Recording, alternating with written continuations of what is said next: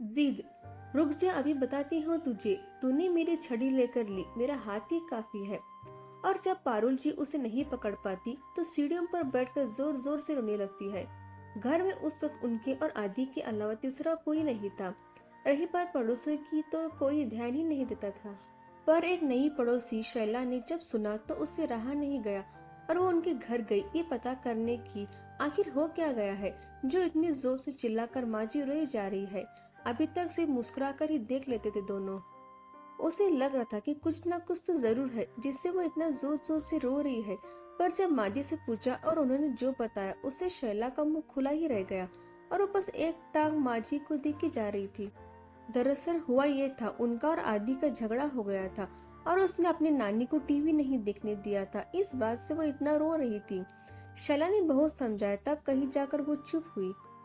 पारुल जी के पति 10 साल पहले ही गुजर चुके थे और अब वो अपनी बेटी दामाद के साथ रहती थी। बेटी दामाद दोनों ही नौकरी पेशा थे तो माजी के साथ रहने से उन्हें भी घर की कोई फिक्र नहीं थी।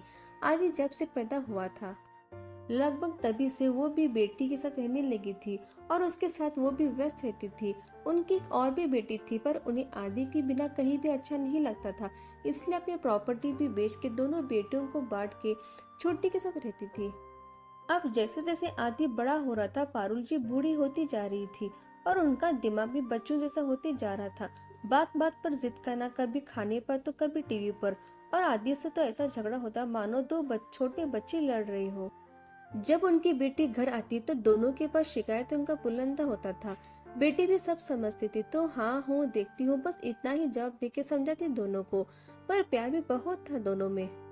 जब तक आदि स्कूल से नहीं आता वो राह देखती रहती और दोनों साथ में ही खाना खाते। फिर आदि सारी बातें उन्हें पता था।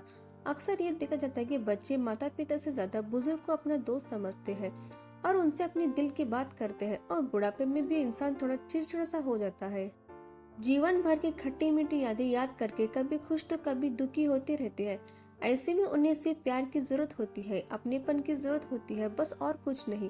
आशा करती हूँ आपको स्टोरी पसंद है तो प्लीज सब्सक्राइब और लाइक करेगा। धन्यवाद दोस्तों।